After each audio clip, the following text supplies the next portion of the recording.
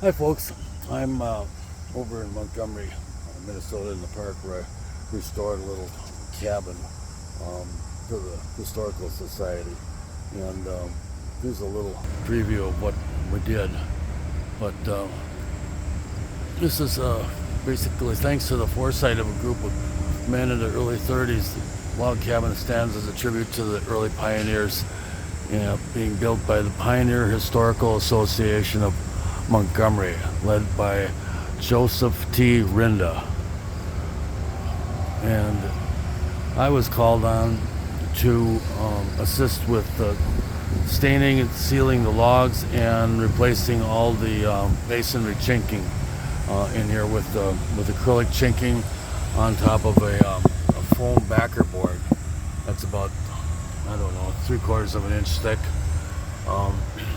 And anyway, they had the logs prepped by a local guy who I believe blasted them with dry ice or baking soda. I don't remember, but anyway, I cleaned them up really nice and made for a good solid finish on them. Several years ago, the product we put on for a stain, I should say, is a colored base coat with a clear top coat. So after 3-4 years, you just have to redo the top coat and not deal with the pigmented base coat because it's hard to keep it from running down the chinking. And I don't know if they understood that clear coat was all they needed, because they redid the chinking on it, and you can see where a little bit of it right here's come down on the chinking. Some of the stain has, and there's a little bit of stain over in here because when we left, the staining was all gone, and there was no way we could get any stain on the chinking.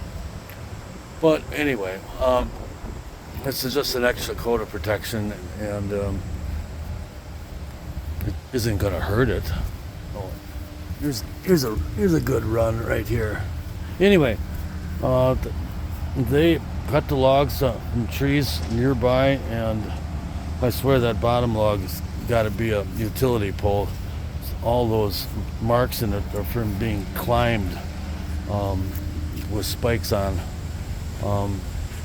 One of the other things we had to do was repair some logs, and we used two different methods. We used epoxy on this one down here, as it was quite deep, and we also took a slick to these logs here and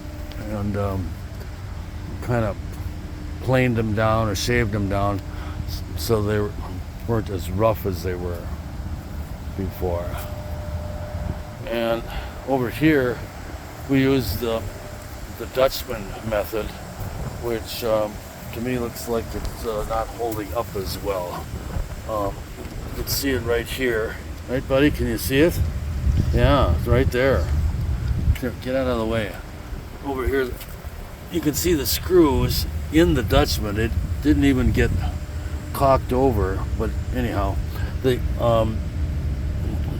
thing I want to point out is this crack that's opened here at the bottom of the Dutchman is the worst place for it, because it'll go inside this area and cause further deterioration. So anyway, I gotta let them know about that.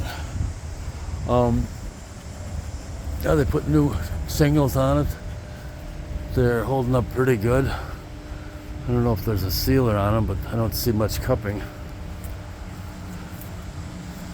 And then the last thing we did was we put a special end grain sealer on here that really does a good job of sealing up all the pores. And that's important on these, on any log cabin, because end grain is basically what sucks up the water, like that tree over there. And even though these guys have been cut down since 1931, they still can suck up water through the end grain. So anyway, I hope you enjoyed all that BS. And you know, maybe you'll take care of your log cabin better.